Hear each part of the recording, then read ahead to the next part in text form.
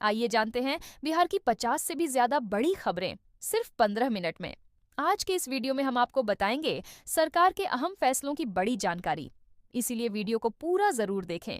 और हाँ, आप हमें ये वीडियो बिहार के किस जिले या गांव से देख रहे हैं, कमेंट में जरूर लिखें। मरीज को रेफर करने पर नपेंगे सीएस। सीएम सम्राट चौधरी की चेतावनी, सोनपुर में सहयोग शिविर की शुरुआत। मुख्यमंत्री सम्राट चौधरी ने सारण जिले के डुमरी बुजुर्ग में सहयोग शिविर का शुभारंभ किया और अधिकारियों को सख्त चेतावनी दी। उन्होंने कहा कि जनता की शिकायतों का समाधान 30 दिनों के भीतर होना चाहिए, अन्यथा संबंधित पदाधिकारी स्वतः निलंबित माने जाएंगे। सीएम ने बताया कि सहयोग पोर्टल और हेल्पलाइन नंबर 1100 पहले ही जारी किया जा चुका है। अब पंचायत स्तर पर हर महीने दूसरे और चौथे मंगलवार को सहयोग शिविर लगाए जाएंगे, जहां अंचल, ब्लॉक, शिक्षा और थाना समेत विभिन्न विभागों से जुड़ी शिकायतें दर्ज होंगी।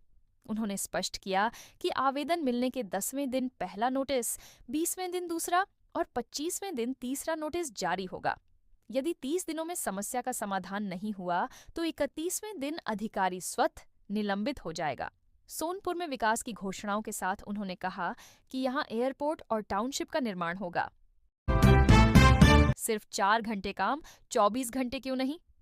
पाटलिपुत्र में 13 दिनों के मेगा ब्लॉक पर भड़के लोग। मानसून से पहले दीघा कंकड़बाग सीवरेज परियोजना का काम पूरा करने के लिए पाटलिपुत्र इलाके में 13 दिनों का यातायात ब्लॉक लगाया गया है। इसके तहत बियाड़ा गेट से राजीव नगर अंडरपास तक सामान्य वाहनों की आवाजाही बंद कर दी गई है। पहले ही दिन लोगों की परेशानी सामने आई। सुबह से ही जाम की स्थिति बनी रही। ऑफिस जाने वाले लोग वैकल्पिक रास्तों से होकर गुजरे, जिससे यात्रा का समय बढ़ गया। स्कूल वाहनों और एम्बुलेंस चालकों को भी दिक्कत हुई। स्थानीय लोगों का आरोप है कि सड़क बंद करने के बावजूद निर्माण एजेंसी ने रात में महज 4 घंटे ही काम किया। उनका कहना है कि काम युद्ध स्तर पर 24 घंटे होना चाहिए, ताकि लोगों को लंबे समय तक परेशानी न झेलनी पड़े। बुड़को ने कहा कि मानसून से पहले सीवरेज नेटवर्क को दुरुस्त करने के लिए यह कार्य कराया जा रहा है। प्रशासन ने लोगों से वैकल्पिक मार्ग का उपयोग करने और यातायात व्यवस्था में सहयोग की अपील की है। बिहार के कई जिलों में उमस भरी गर्मी का कहर। गयाजी में तापमान 44.6 डिग्री सेल्सियस। हीट वेव का अलर्ट राजधानी पटना सहित बिहार के ज्यादातर जिलों में उमस भरी गर्मी का असर बना हुआ है। हवा में नमी और सूर्य की तपिश के कारण तापमान से अधिक गर्मी का एहसास हो रहा है। मौसम विज्ञान केंद्र पटना ने अगले 2 से 3 दिनों तक मौसम में विशेष बदलाव की संभावना नहीं जताई है। 24 मई तक उत्तर बिहार के मधुबनी, सुपौल, अररिया, किशनगंज और पूर्णिया में मेघ गर्जन के साथ हल्की वर्षा की संभावना है। सोमवार को पटना का अधिकतम तापमान 37.6 डिग्री सेल्सियस दर्ज हुआ, जबकि गयाजी में 44.6 डिग्री सेल्सियस के साथ राज्य का सर्वाधिक तापमान रहा। बक्सर में भी हीट वेव का असर रहा, जहां तापमान 44.4 डिग्री सेल्सियस दर्ज हुआ। डेहरी में 44.0 डिग्री सेल्सियस, कैमूर में 43.9 डिग्री सेल्सियस और औरंगाबाद में 40.4 डिग्री सेल्सियस तापमान दर्ज किया गया। सीतामढ़ी और शेखपुरा में हल्की वर्षा हुई। मौसम विभाग ने चेतावनी दी है कि आने वाले दिनों में उष्ण लहर का प्रभाव जारी रहेगा और लोगों को सतर्क रहने की जरूरत है। 841 करोड़ से बदलेगी पटना की यातायात और ड्रेनेज व्यवस्था। 5 बड़े नाला सड़क प्रोजेक्ट में तेजी। राजधानी पटना में जलजमाव और यातायात की समस्या को दूर करने के लिए नाला सड़क परियोजनाओं पर तेजी से काम हो रहा है। 115 करोड़ की लागत से तैयार मंदिरी नाला सड़क परियोजना के लोकार्पण के बाद अब बाकरगंज, सईदपुर, कुर्जी, आनंदपुरी और सरपेंटाइन नाला सड़क परियोजनाएं प्रगति पर हैं। हर मानसून में जलजमाव से जनजीवन प्रभावित होता है। इसी को ध्यान में रखते हुए आधुनिक ड्रेनेज तकनीक और मजबूत आधारभूत संरचना विकसित की जा रही है। इन परियोजनाओं में नालों के ऊपर सड़क भी बनाई जा रही है, जिससे दोहरी सुविधा मिलेगी। बाकरगंज नाला परियोजना तय समय सीमा बीतने के बाद भी निर्माणाधीन है। 1463 मीटर लंबे इस नाले में 12 कलवर्ट बनाए जा रहे हैं। मुजफ्फरपुर में उजागर हुआ शराब तस्करों का खेल। ट्रक, थार और कारों में छिपाकर लाई जा रही थी खेप मद्य निषेध एवं राज्य स्वापक नियंत्रण ब्यूरो से मिली गुप्त सूचना पर हथौड़ी थाना पुलिस ने बड़ी कार्रवाई की। भदईगाछी इलाके में छापेमारी कर पुलिस ने एक ट्रक, एक थार, एक पिकअप और 2 कारों से अंग्रेजी शराब की भारी खेप बरामद की। पुलिस जांच में कुल 3,389.4 लीटर शराब जब्त हुई, जिससे इलाके में हड़कंप मच गया। सभी वाहनों को कब्जे में लेकर थाना लाया गया और प्राथमिकी दर्ज की गई। पुलिस अब यह पता लगाने में जुटी है कि खेप कहां से लाई गई थी और कहां पहुंचाई जानी थी। वाहनों के मालिकों और तस्करों की पहचान के लिए डिटेल खंगाले जा रहे हैं। जिला पुलिस ने सोशल मीडिया पर जानकारी साझा करते हुए कहा कि जिले में मद्य निषेध कानून को 100% लागू करने के लिए अभियान लगातार जारी रहेगा। 8 दिन में कार्रवाई नहीं हुई तो सड़क पर उतरेंगे। समधन हमले से गुस्साए मांझी का प्रशासन को अल्टीमेटम केंद्रीय मंत्री जीतन राम मांझी ने प्रधानमंत्री नरेंद्र मोदी को स्वीडन द्वारा दिए गए royal order of polar star commander grand cross सम्मान को भारत के लिए गौरव का क्षण बताया। उन्होंने कहा कि मोदी के नेतृत्व में भारत की वैश्विक छवि मजबूत हुई है, लेकिन इसी दौरान उन्होंने बाराचट्टी विधायक ज्योति देवी पर हुए हमले को लेकर प्रशासन पर नाराजगी जताई। मांझी ने कहा कि असामाजिक तत्वों को यह स्वीकार नहीं कि मांझी समाज की महिला विधायक क्षेत्र का नेतृत्व कर रही है। उन्होंने मोहनपुर थाना प्रभारी पर गंभीर सवाल उठाए और कहा कि गाड़ी में तेल नहीं होने का बहाना बनाकर उन्होंने सुरक्षा की जिम्मेदारी से पल्ला झाड़ लिया। मांझी ने चेतावनी दी कि यदि 8 दिनों में थाना प्रभारी पर कार्रवाई और आरोपियों की गिरफ्तारी नहीं हुई तो वे स्वयं सड़क पर उतरेंगे और डीएम-डीआईजी कार्यालय का घेराव करेंगे। उनके बयान से जिले की राजनीति में हलचल तेज हो गई है। जीविका दीदियों को मिली नई ड्यूटी, किसानों की बढ़ेगी इनकम। मुजफ्फरपुर प्रखंड क्षेत्र के शान जीविका केंद्र चमरुचक में विशेष कृषि प्रशिक्षण कार्यक्रम आयोजित हुआ। इसमें ग्राम संसाधन सेवी और कौशल प्रसार कार्यकर्ता दीदियों को आधुनिक खेती और वैकल्पिक आजीविका तकनीकों की जानकारी दी गई। प्रशिक्षण में उन्नत बीज, पाली हाउस तकनीक, सब्जी नर्सरी प्रबंधन और नीरा उत्पादन पर विस्तार से चर्चा हुई। एलएचएमएस अमित कुमार ने कहा कि वैज्ञानिक पद्धति से खेती ही किसानों की आय बढ़ाने का सबसे प्रभावी माध्यम है। दीदियों को निर्देश दिया गया कि वे महिला किसानों को प्रमाणित बीजों के उपयोग के लिए प्रेरित करें। पाली हाउस तकनीक से साल भर सब्जी उत्पादन की संभावनाओं पर चर्चा हुई। प्रशिक्षकों ने बताया कि नियंत्रित वातावरण में नकदी फसलों की नर्सरी तैयार कर किसान कम लागत में अधिक लाभ कमा सकते हैं। नीरा उत्पादन को ग्रामीण महिलाओं के लिए अतिरिक्त आय का सशक्त माध्यम बताया गया। कृषि के साथ वैकल्पिक आजीविका गतिविधियों को जोड़कर ग्रामीण परिवारों की आर्थिक स्थिति को मजबूत करने पर जोर दिया गया। बेगूसराय में एमएलए की आईडी से अश्लील पोस्ट वायरल। राजनीति गरमाई बेगूसराय के मटिहानी में सोमवार को एक फर्जी सोशल मीडिया पोस्ट को लेकर राजनीति गरमा गई। विधायक नरेंद्र कुमार सिंह उर्फ बोगो सिंह के नाम से बने कथित फर्जी अकाउंट से पूर्व विधायक राजकुमार सिंह के खिलाफ आपत्तिजनक पोस्ट वायरल होने के बाद पूरे इलाके में चर्चा शुरू हो गई। सोशल मीडिया पर पोस्ट तेजी से फैलने के बाद समर्थकों और नेताओं के बीच तीखी प्रतिक्रिया देखने को मिली। मामले को गंभीर मानते हुए विधायक बोगो सिंह ने रिफाइनरी थाना और साइबर थाना में प्राथमिकी दर्ज कराई, जबकि पूर्व विधायक राजकुमार सिंह ने भी दोषियों पर कार्रवाई की मांग की। बाद में उसी आईडी से एक और पोस्ट कर राजा कुमार नामक युवक ने माफी मांगते हुए गलती स्वीकार की। पुलिस ने आरोपी की पहचान कर गिरफ्तारी के लिए छापेमारी शुरू कर दी है। साइबर थाना की टीम तकनीकी जांच में जुटी हुई है और यह पता लगाने की कोशिश कर रही है कि मामला सिर्फ शरारत है या इसके पीछे कोई राजनीतिक साजिश भी जुड़ी है। आरा में सड़क विकास ने पकड़ी रफ्तार। जून तक जाम से राहत की उम्मीद। आरा शहर में सड़क निर्माण कार्यों ने तेजी पकड़ ली है। पूर्वी आरोबी से पश्चिमी आरोबी तक करीब 14.11 करोड़ रुपए की लागत से बन रही 3.97 किलोमीटर लंबी सड़क अंतिम चरण में पहुंच गई है। पहले 5 मीटर चौड़ी सड़क को अब 10 मीटर तक विस्तारित किया जा रहा है। इसके साथ जल निकासी की विशेष व्यवस्था भी विकसित की जा रही है ताकि बारिश में जलजमाव की समस्या न हो।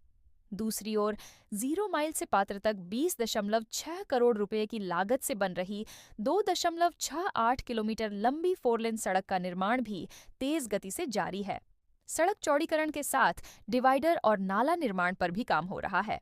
अधिकारियों का लक्ष्य जून तक परियोजना पूरी करना है। सड़क तैयार होने के बाद शहर में ट्रैफिक व्यवस्था बेहतर होगी और लोगों को लंबे जाम से राहत मिलने की उम्मीद है। सुहागरात पर पीरियड्स का बहाना, 5 दिन बाद जेवर और नकदी लेकर फरार हुई दुल्हन। कैमूर जिले के मोहनिया में शादी के 5 दिन बाद दुल्हन के फरार होने का मामला चर्चा का विषय बना हुआ है। पीड़ित पति उमेश कुमार गुप्ता ने आरोप लगाया है कि उसकी पत्नी लाखों रुपए के जेवर और नकदी लेकर अपने प्रेमी के साथ भाग गई। उमेश के अनुसार 12 मई को शादी हुई थी और 14 मई को सुहागरात के दौरान दुल्हन ने पीरियड्स का हवाला देकर दूरी बना ली। परिवार ने इसे सामान्य बात समझा, लेकिन सोमवार सुबह घर का मुख्य दरवाजा खुला मिला और दुल्हन गायब थी। परिवार का आरोप है कि करीब 2.5 लाख रुपए नकद और 10 लाख रुपए से अधिक के सोने चांदी के जेवर भी गायब हैं। पीड़ित का कहना है कि दुल्हन पहले से किसी युवक के संपर्क में थी। पुलिस ने आवेदन लेकर जांच शुरू कर दी है और सभी पहलुओं की पड़ताल की जा रही है।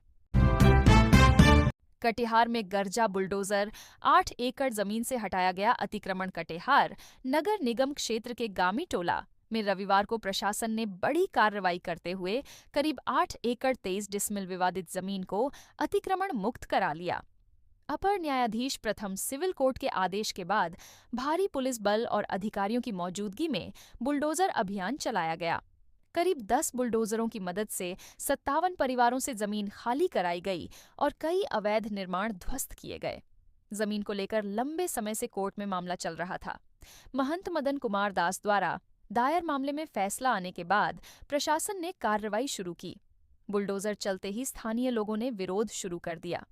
कई जगहों पर पुलिस और लोगों के बीच बहस और धक्का मुक्की भी हुई। हालात को देखते हुए अतिरिक्त पुलिस बल तैनात करना पड़ा। प्रभावित परिवारों का कहना है कि वे वर्षों से वहां रह रहे थे और अचानक हुई कार्रवाई से उनके सामने रहने का संकट खड़ा हो गया है। लोगों ने वैकल्पिक व्यवस्था की मांग की, लेकिन प्रशासन ने कोर्ट के आदेश का हवाला देते हुए कार्रवाई जारी रखी। घंटों चले अभियान के बाद प्रशासन ने पूरी जमीन को अतिक्रमण मुक्त घोषित कर दिया। फिलहाल इलाके में तनाव को देखते हुए पुलिस बल तैनात है। लखीसराय में पीएम आवास की दूसरी किस्त अटकी। अधूरे घरों में रह रहे लोग। लखीसराय के सूर्यगढ़ा नगर परिषद क्षेत्र में प्रधानमंत्री आवास योजना के सैकड़ों लाभार्थी दूसरी और तीसरी किस्त की राशि नहीं मिलने से परेशान हैं। वर्ष 2024 से 25 और 2025 से 26 के करीब 550 लाभार्थियों का भुगतान लंबित बताया जा रहा है।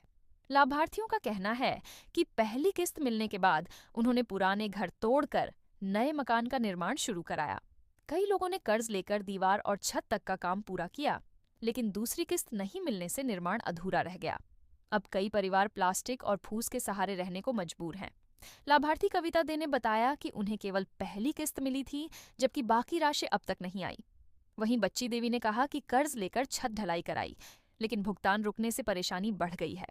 बरसात का मौसम नजदीक आने से लोगों की चिंता और बढ़ गई है। इंस्टाग्राम पर हुआ प्यार। मधेपुरा में एक ही पंचायत से 2 किशोरियां प्रेमी संग फरार। मधेपुरा जिले के श्रीनगर थाना क्षेत्र की एक ही पंचायत से 2 किशोरियों के लापता होने का मामला सामने आने के बाद इलाके में हड़कंप मच गया है। दोनों मामलों में अलग अलग युवकों पर किशोरियों को बहला फुसला कर ले जाने का आरोप लगाया गया है। पीड़ित परिवारों ने श्रीनगर थाना में आवेदन देकर पुलिस से कार्रवाई की मांग की है। पुलिस दोनों किशोरियों की तलाश में जुट गई है। पहले मामले में परिजनों ने बताया कि किशोरी की पहचान इंस्टाग्राम के जरिए सहरसा जिले के सिमरी बख्तियारपुर निवासी प्रेम कुमार से हुई थी। धीरे धीरे दोनों के बीच बातचीत बढ़ी और प्रेम संबंध बन गया। शनिवार शाम किशोरी अचानक घर से लापता हो गई। काफी खोजबीन के बाद भी कोई सुराग नहीं मिलने पर परिजनों ने युवक पर शक जताया। वहीं दूसरी घटना रविवार सुबह की बताई जा रही है। परिवार का आरोप है कि पुरैनी वार्ड संख्या 6 निवासी विकास मेहता किशोरी को बहला फुसलाकर अपने साथ ले गया। दोनों घटनाओं के बाद परिवारों का रो रो कर बुरा हाल है। पुलिस मोबाइल लोकेशन के आधार पर तलाश में जुटी है। थानाध्यक्ष कृष्ण कुमार ने बताया कि दोनों मामलों की जांच की जा रही है और जल्द किशोरियों को सुरक्षित बरामद करने का प्रयास जारी है। भागलपुर से जमालपुर तक रात का सफर। रोशनी तो मिली, लेकिन सुरक्षा नदारद। भागलपुर से जमालपुर जाने वाली डेमू ट्रेन में शनिवार रात यात्रियों को देर से चलने वाली ट्रेन और सुरक्षा व्यवस्था की कमी का सामना करना पड़ा। ट्रेन अपने निर्धारित समय 10:40 बजे की बजाय रात 11:22 बजे सुल्तानगंज स्टेशन पहुंची। करीब 42 मिनट की देरी से पहुंचे यात्रियों के चेहरे पर थकान और नाराजगी साफ दिख रही थी। सुल्तानगंज से खुलने के बाद ट्रेन कमरगंज, गणघनिया, खड़िया पीपरा, घोरघट, कल्याणपुर, बरियारपुर और ऋषिकुंड जैसे स्टेशनों से होकर गुजरी। कई स्टेशनों पर रोशनी तो पर्याप्त थी, लेकिन सुरक्षा बल या रेल पुलिस के जवान नजर नहीं आए। रात के सन्नाटे में कई स्टेशन पूरी तरह वीरान दिखे, जिससे यात्रियों में असुरक्षा की भावना बनी रही। बरियारपुर स्टेशन पर कुछ हलचल दिखी, जबकि ऋषिकुंड स्टेशन पूरी तरह सूना नजर आया। यात्रियों का कहना था कि रात के समय ट्रेनों की लेट लतीफी और सुरक्षा व्यवस्था की कमी चिंता का विषय है। लोगों ने रेलवे प्रशासन से रात के सफर में सुरक्षा बढ़ाने की मांग की है। राजगीर में मलमास मेले का शुभारंभ, 22 कुंड और 52 धाराओं में लग रही आस्था की डुबकी। नालंदा जिले के विश्व प्रसिद्ध धार्मिक और पर्यटन नगरी राजगीर में रविवार से मलमास मेले का भव्य शुभारंभ हो गया। ब्रह्मकुंड परिसर में वैदिक मंत्रोच्चार, पूजा अर्चना और ध्वजारोहण के साथ मुख्यमंत्री सम्राट चौधरी ने मेले का उद्घाटन किया। इस दौरान कई मंत्री, जनप्रतिनिधि और प्रशासनिक अधिकारी भी मौजूद रहे। उद्घाटन के बाद मुख्यमंत्री ने ब्रह्मकुंड और मेला क्षेत्र का निरीक्षण कर व्यवस्थाओं का जायजा लिया। यह धार्मिक मेला 15 जून तक चलेगा। मेले के दौरान श्रद्धालु राजगीर के 22 पवित्र कुंड और 52 धाराओं में स्नान कर आस्था की डुबकी लगाएंगे। धार्मिक मान्यता है कि यहाँ स्नान करने से पाप और कष्ट दूर होते हैं। मलमास मेले में देश विदेश से श्रद्धालुओं के पहुंचने का सिलसिला शुरू हो गया है। नेपाल और श्रीलंका समेत कई देशों से साधु संत और धर्माचार्य भी शामिल हो रहे हैं। श्रद्धालुओं की सुविधा के लिए सुरक्षा, चिकित्सा, पेयजल और ट्रैफिक व्यवस्था के विशेष इंतजाम किए गए हैं। नवादा में आवारा कुत्तों पर एक्शन, शुरू हुआ डॉग कैचिंग अभियान। नवादा नगर परिषद ने शहर में बढ़ते आवारा कुत्तों के आतंक को देखते हुए बड़ा अभियान शुरू किया है। सोमवार से नगर क्षेत्र में कैच न्यूटर रिलीज अभियान की शुरुआत हुई, जिसके तहत आवारा कुत्तों को पकड़कर उनकी नसबंदी और एंटी रेबीज टीकाकरण किया जाएगा। अभियान शुरू होते ही नगर परिषद की टीम डॉग कैचिंग वाहन लेकर रामनगर और बुधौल इलाके में पहुंची, जहां से करीब 20 आवारा कुत्तों को पकड़ा गया। नगर परिषद के अनुसार यह अभियान शहर के सभी 44 वार्डों में चलाया जाएगा। इसकी जिम्मेदारी मध्य प्रदेश की agency the care of animal and society को सौंपी गई है। अधिकारियों का दावा है कि शहर में 10 से 15 हजार आवारा कुत्तों की नसबंदी कर उनकी बढ़ती आबादी को नियंत्रित किया जाएगा। नीट पेपर लीक सबसे बड़ा घोटाला, केंद्रीय शिक्षा मंत्री देंगे इस्तीफा। पप्पू यादव सांसद राजेश रंजन उर्फ पप्पू यादव ने नीट पेपर लीक मामले को लेकर केंद्र सरकार पर बड़ा हमला बोला है। उन्होंने कहा कि यह अब तक का सबसे बड़ा घोटाला है और इसकी निष्पक्ष जांच होनी चाहिए। पप्पू यादव ने केंद्रीय शिक्षा मंत्री से इस्तीफे की मांग करते हुए आरोप लगाया कि मामले की जांच सीबीआई को सौंपकर सत्ता पक्ष को बचाने और विपक्ष को फंसाने की कोशिश की जा रही है।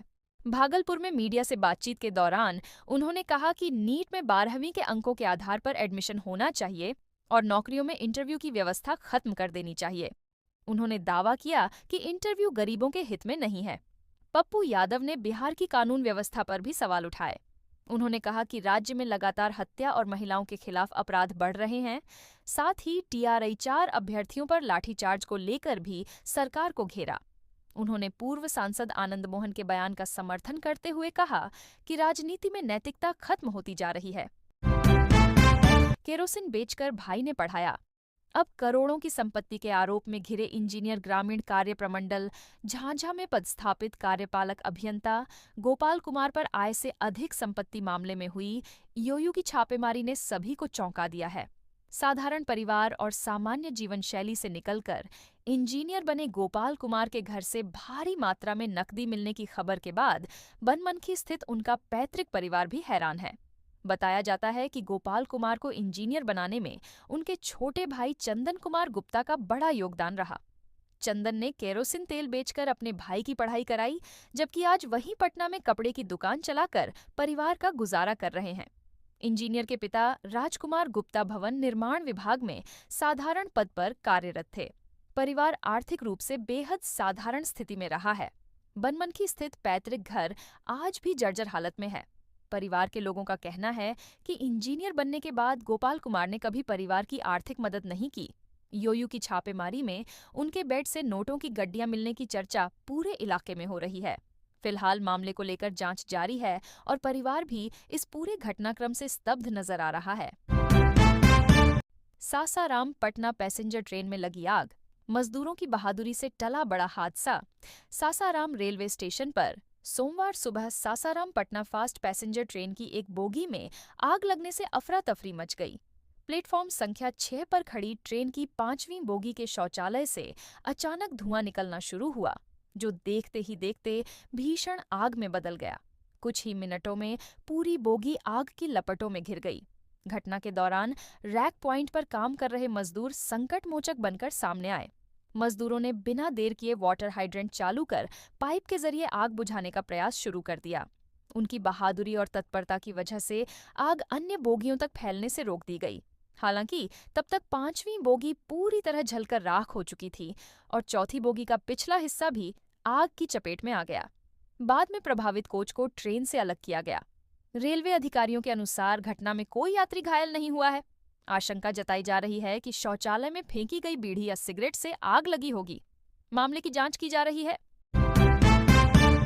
बिहार के हर जिले में लगेंगे नए उद्योग, युवाओं को मिलेगा रोजगार।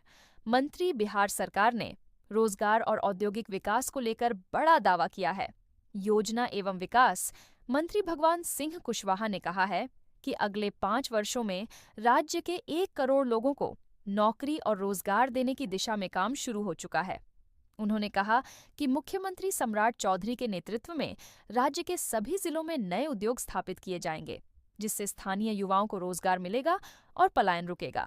डेहरी ऑन सोन में आयोजित प्रेस वार्ता के दौरान मंत्री ने बताया कि सरकार पंचायत स्तर पर भी विकास कार्य तेज कर रही है। रोहतास जिले की 229 पंचायतों में पंचायत सरकार भवन बनाए जाने हैं, जिनमें 65 भवन तैयार हो चुके हैं। इसके अलावा पंचायत विवाह भवन और महादलित टोलों में सामुदायिक भवन सह वर्कशेड का निर्माण भी कराया जा रहा है। मंत्री ने कहा कि सरकार का लक्ष्य ग्रामीण अर्थव्यवस्था को मजबूत करना और स्वरोजगार को बढ़ावा देना है। उन्होंने दावा किया कि सड़क, बिजली और पानी के बाद अब सरकार का मुख्य फोकस रोजगार और उद्योग पर है। आने वाले वर्षों में बिहार निवेशकों की पहली पसंद बनेगा। शादी के 20 दिन बाद लापता हुआ युवक 40 साल बाद मिला जिंदा, लेकिन लेने नहीं पहुंचा। परिवार सारण जिले के दाऊदपुर थाना क्षेत्र के चरहिया गांव से करीब 40 साल पहले रहस्यमय तरीके से लापता हुए जलेश्वर सिंह आखिरकार जीवित मिल गए हैं। हालांकि इस कहानी का सबसे भावुक पहलू यह है कि सूचना मिलने के बावजूद अब तक परिवार का कोई सदस्य उन्हें घर वापस लाने नहीं पहुंचा है। इस घटना को लेकर गांव में तरह तरह की चर्चाएं हो रही हैं। जानकारी के अनुसार प्रयागराज महाकुंभ के दौरान जलेश्वर सिंह घायल और भटकती हालत में मिले थे। इलाज के बाद उन्हें कौशाम्बी के एक वृद्धाश्रम में रखा गया, जहां धीरे धीरे उनकी याददाश्त लौट आई। होश आने पर उन्होंने अपना नाम, गांव और परिवार की पूरी जानकारी दी। इसके बाद आश्रम प्रबंधन ने सारण स्थित उनके स्वजनों से संपर्क किया, लेकिन परिवार की ओर से अब तक कोई पहल नहीं की गई। ग्रामीणों के मुताबिक जलेश्वर सिंह की शादी मशरख थाना क्षेत्र के सिकटी गांव निवासी मीना देवी से हुई थी। शादी के मात्र 20 दिन बाद ही वे अचानक गायब हो गए थे। परिवार ने उस समय काफी खोजबीन की, लेकिन कोई सुराग नहीं मिला। समय बीतने के साथ लोगों ने उम्मीद छोड़ दी थी। अब जब 40 साल बाद उनके जीवित होने की खबर सामने आई है, तो गांव में यह चर्चा भी तेज हो गई है कि कहीं पैतृक संपत्ति के बंटवारे का डर परिवार की दूरी की वजह तो नहीं है। हालांकि परिवार की ओर से इस मामले में कोई बयान नहीं आया है।